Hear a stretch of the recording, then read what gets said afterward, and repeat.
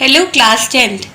Today we are going to start with new chapter 9, the national movement 1935 to 42. Today's topic are introduction, Cripps mission of 1942 and its failure, the Quit India movement and the rising of 1942. We will discuss the following points. So the objectives of today's topic are failure, rejection of proposals, reasons for launching the Quit India movement, spread of the Quit India movement, government's reaction to it and its repression. Now we will discuss some key terms. Number 1, interim government. It means it is frequently organized following a revolution or sudden death when there has not been time to nominate, designate or elect a government formally. Number 2, dominion status.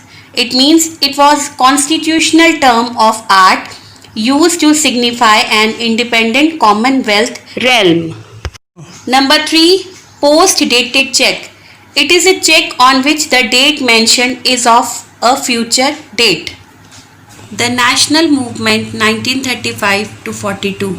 The years between 1935 and 1942 saw many developments in the national movement as well as in the international arena. Based on the discussions held at the third round table conference, the British government passed the Government of India Act 1935, introducing changes in the administration of India. The act did not wholly satisfy the nationalist leaders. So many developments took place in the national movements and at the international level in the year 1935 to 1942. The British government passed the Government of India Act 1935. Under this act, provisions were made All India Federation with British India, territories and princely states. This act ended the provincial diarchy and introduced the diarchy at centre. But this act did not satisfy the nationalist leaders. Elections were held in 1937 and the Congress got sweeping majority in 6 out of 11 provinces and formed its ministries.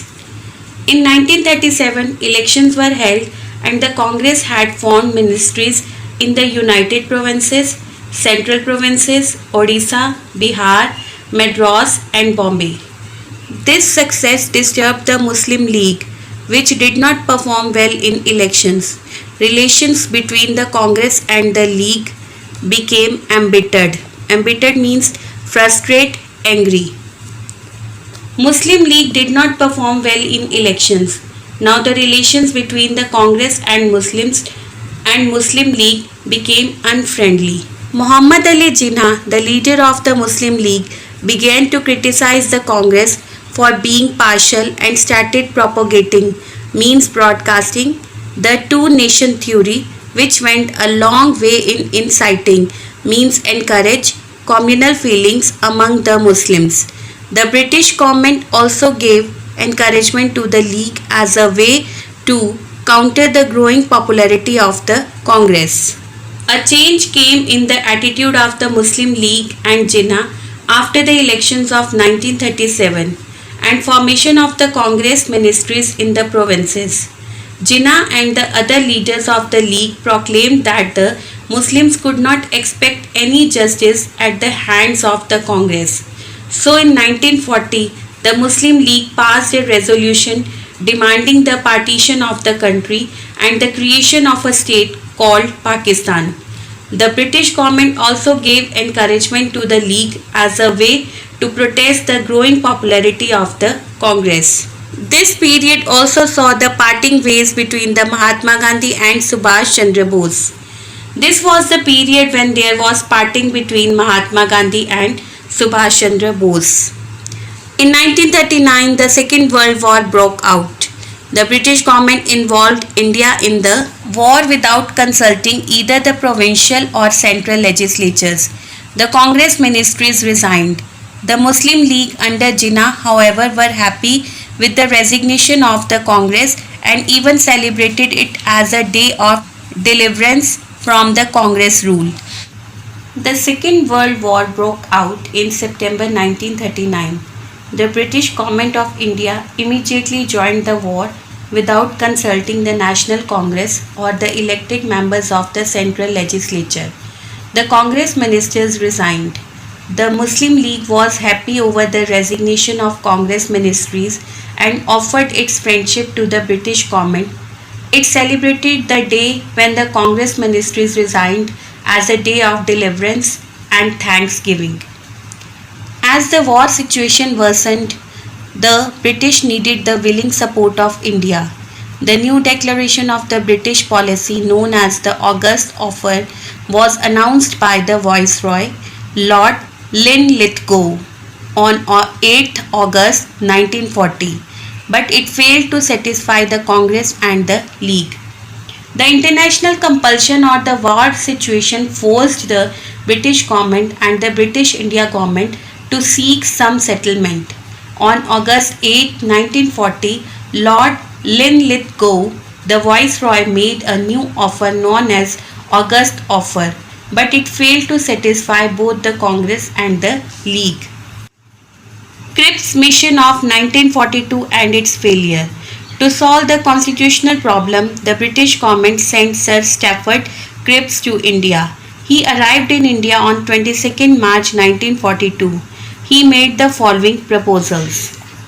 Churchill announced in March 1942 that Sir Stafford Cripps, a member of the War Cabinet, would go to India for consultation with all the parties. The Cripps Mission proposed the following constitutional reforms. Number 1. After the war, India would be given the same status as the other dominions, means semi-independent. Examples: Canada, Australia. India would be given a dominion status, means self-governing, like Canada, Australia, when the war would end.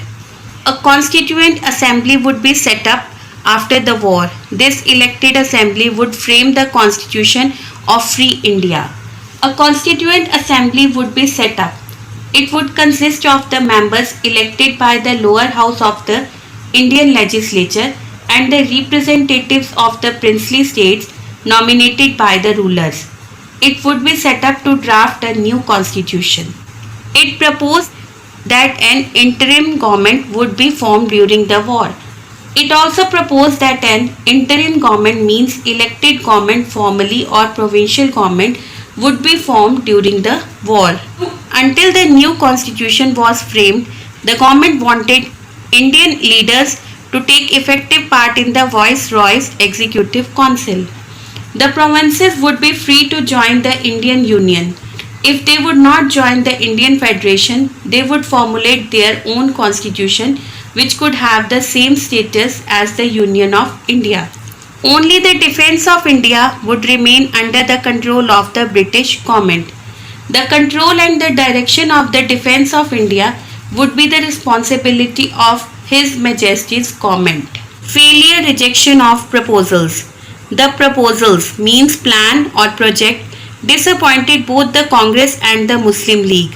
Gandhiji rejected it as a post-dated check. The Muslim League rejected it as it felt the prospects of achieving Pakistan were remote. It demanded a definite pronouncement, means announcement, in favor of Pakistan. The proposal disappointed both the Congress and the Muslim League. The Congress was opposed to the principle of non-accession of the provinces. Gandhiji opposed the declaration and urged the working committee to reject it. Mahatma Gandhi described the Cripps proposal as post-dated check on a failing bank. The League opposed the creation of a single union. The proposals did not accept Pakistan specifically. They did not grant the right of self-determination to Muslims. The Quit India movement and the rising of 1942. Reasons for launching the Quit India movement. The Quit India movement started in 1942. The reasons for starting the same were the following. The Cripps Mission, March 1942, failed to solve the constitutional problem of India. It led to discontent, dissatisfaction and anger. Indian people were filled with distrust and hostility, means ill feeling, towards the British. The failure of the mission had deprived the leaders of the opportunity to cooperate fully in war efforts. The Quit India started in 1942. The reason for starting the same were the following. The failure of the Cripps mission led to the dissatisfaction and anger among the Indians. The Indian people were filled with distrust and anger towards the Britishers and also deprived the leaders to cooperate fully in war efforts. Number 2. The war situation worsened the summer of 1942. Japan was rapidly advancing towards India and there was a growing threat of Japanese invasion, means conquering on India. The Congress leaders were of the view that to save India from the Japanese attack, it is necessary that the British withdrew from India. The responsibility of the Japanese attack on India lay on the British because the English were the rulers of the India. Indians were anxious to save their country, but their slavery was a great hindrance in their way. So they decided to launch a movement calling upon the British to hand over power to the Indians and quit the country. The war situation was discouraging in 1942. The Japanese army had attacked Burma and was marching towards Assam. The Indian leaders were anxious to save their country from the Japanese invasion, but their slavery was a hindrance. Gandhiji and other leaders were convinced that this situation called for complete independence from the British immediately. So they decided to launch a movement calling upon the British to quit India.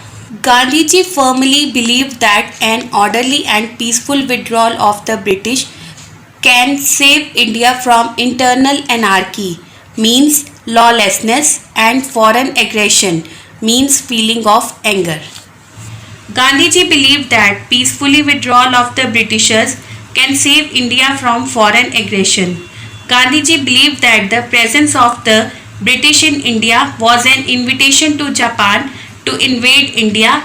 He asked the British to quit India. Spread of the Quit India movement, government's reaction to it and its repression.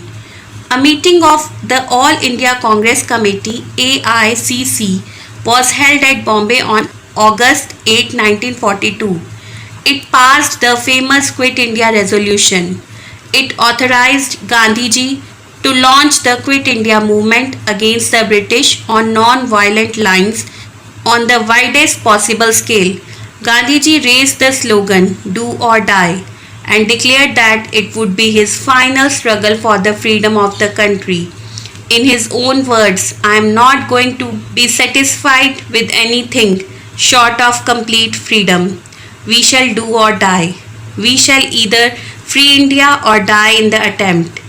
The official machinery moved with the lightning speed and arrested Gandhiji and other leaders of the Congress in the early hours of the morning of August 9, 1942.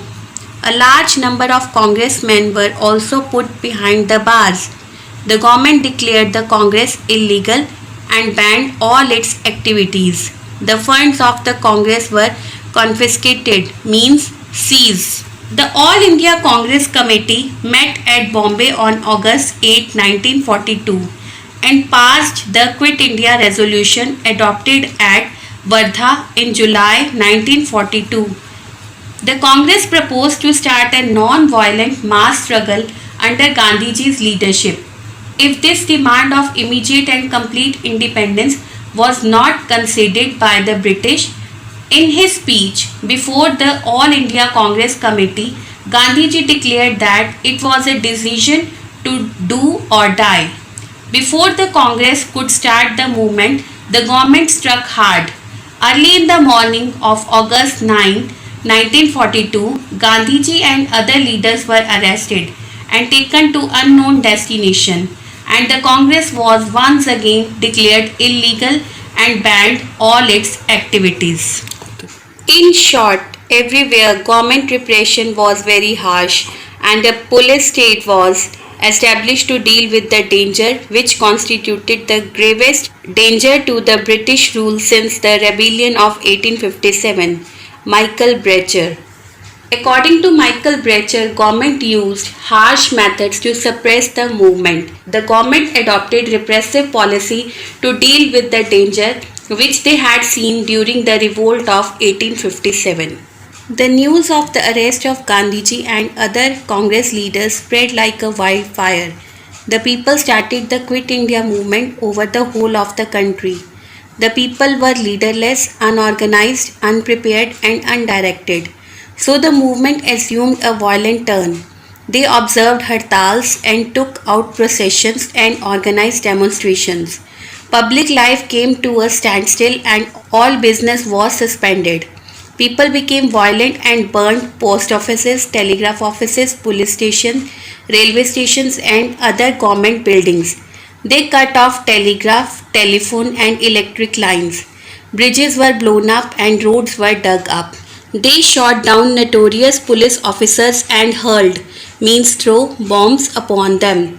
The movement became a popular upsurge, means increase, and the whole country rose to overthrow the British rule. It was the last mass uprising against the British rule in India.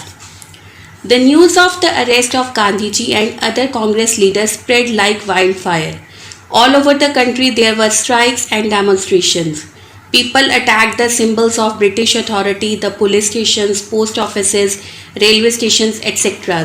Bridges were blown up and roads were dug up. They kept the movement alive despite the government's repressive measures. It was the last mass uprising against the British rule in India. There was much tension and the government got alarmed and became nervous. It adopted a repressive policy to suppress. Suppress means forcibly put an end the movement. Thousands of people were imprisoned without trial. The under trials means accused were tortured. Lathi charge, firing, beating and flogging. Flogging means beating became the order of the day. Women were insulted and humiliated. Children were beaten mercilessly. Many villages were looted and burned. Collective fines were also imposed. By using repressive measures, the government ultimately succeeded in crushing the movement within a few weeks. The revolt was short-lived but very intensive. About 10,000 people died in firing and about 70,000 people were put behind the bars. Such wide-scale and intensive repression had not been seen in India since the rising of 1857.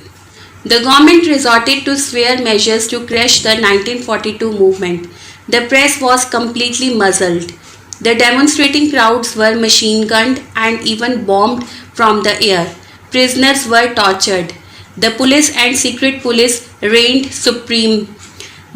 Nearly 10,000 people were killed and 70,000 people were arrested by the end of 1942.